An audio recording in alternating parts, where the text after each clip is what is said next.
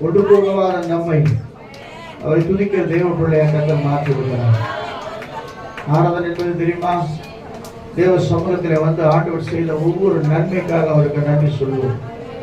அவருக்கு நன்றி சொல்லும் பொழுதெல்லாம் அவர் உன்னை நிரப்புகிறவராக இருக்கிறார். உன் வேதனைகள் அவர் மாற்றுகிறவராக இருக்கிறார். உன் ஜெபத்திற்கு அவர் பதில் கொடுக்கிறவராக இருக்கிறார்.